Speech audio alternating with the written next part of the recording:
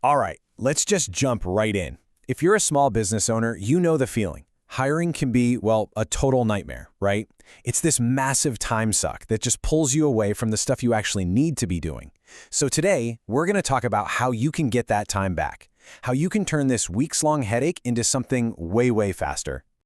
And this sentence, it just perfectly captures that feeling, doesn't it? This comes from a real small business owner, a guy named Ray, who just needed to hire one person for his team before things got crazy busy. So Ray runs a small landscaping business. He puts up a single job opening, and just 2 days later, this is his inbox. 140 applications. See, the problem wasn't finding people, it was that he was completely buried by them, and now he had to dig his way out.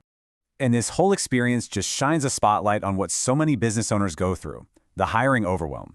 You end up drowning in resumes that aren't even relevant, you're playing endless games of phone tag, and, dealing with the whole candidate no-show thing. It's so frustrating. And this is where it all leads. After almost a month of late nights scrolling through that inbox, Ray had, well, nothing. Absolutely zero hires to show for it. And his busy season was already kicking off. I mean, if that sounds even remotely familiar, trust me, you are not alone.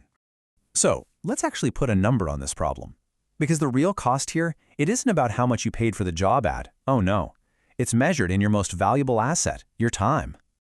Just think about that number for a second. 15 to 25 hours for one hire. That's basically a full work week that just got ripped away from the things that actually make you money. Serving customers, leading your team, or maybe even thinking about how to grow the business. And this whole time drain, it has a name. We call it the paperwork trap. It's all the stuff that you have to do, but doesn't really require you to do it. We're talking about replying to applications, just checking for basic qualifications, and that endless email chain trying to schedule a call. It's just admin work. This chart just lays out the trade-off perfectly. Every single hour you're stuck sorting through emails is an hour you're not helping a customer. Every minute you're playing phone tag is a minute you're not actually managing your team. It's a game you just can't win. Okay, so how do we get out of this trap? Well, the answer is to automate the noise. And listen, this isn't about replacing the human side of hiring. It's about getting rid of the grunt work so you have more time to focus on it. Just think of AI as your own personal hiring assistant. And its to-do list, it's simple, but it's a game changer. It can help you write a really clear job post. It can screen for the absolute must-haves you need, and it can even take care of all the scheduling. It handles all the biggest time killers. Here's the benefit that's actually kind of subtle, but really powerful. AI doesn't get tired. You know that feeling? It's 10 o'clock at night, and you're on application number 87, and your brain is just looking for any reason to say no. That's a real thing. It's decision fatigue. You start skimming, and that's when you miss the hidden gems.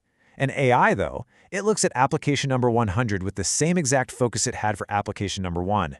But this, of course, brings up a really, really important question. If we start automating this stuff, can we actually be sure that it's fair? Can we really trust an algorithm with something this important? And look, this isn't just some hypothetical question. The Equal Employment Opportunity Commission, the EEOC, they're watching these tools very closely.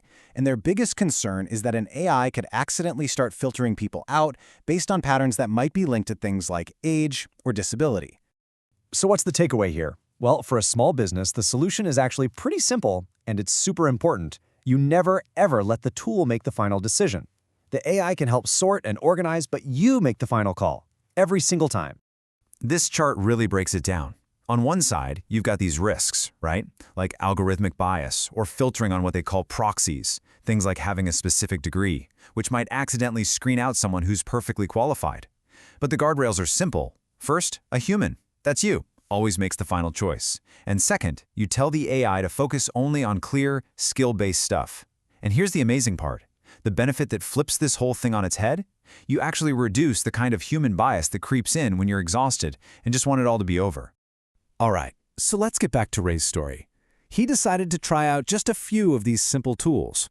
And the results, well, they were pretty dramatic to say the least. I mean, just look at this. The process that took him 3 agonizing weeks the first time around, he got it done in just 6 days with a little help from automation. 21 days down to 6. He went from being totally behind schedule to having his new hire ready to start. And you know what the best part is? You don't need some crazy, expensive, complicated system to get these kinds of results. You can start small, Like today, try using a tool like ChatGPT, but be really specific. Don't just say, write a job post. Tell it, write a job post for a landscaper who needs to know these local plants and is okay working in the rain. Make the tone encouraging but direct. Then, set up a free scheduling tool, something like Calendly. That just completely gets rid of the phone tag. And finally, make a simple scoring sheet so you're judging everyone by the exact same standard. This is really the whole point. This is the big takeaway. The goal isn't to let a robot hire your team. The goal is to let a robot handle all the annoying paperwork and scheduling so you can spend your precious time on the part that actually matters, talking to people. And here's the kicker. The person Ray actually hired, they submitted a really short application, no cover letter. It was exactly the kind of thing he would have just scrolled right past when he was tired and overwhelmed. But the automated screening caught it because the skills were there. He found the perfect employee, one he almost missed entirely. So that's what this is really all about. It's not just about hiring someone faster. It's about getting back a huge chunk of your most valuable resource, your time. So the real question, the one I'll leave you with, is this. What could you get done for your business, for your customers, or hey, even for yourself, with an extra 25 hours?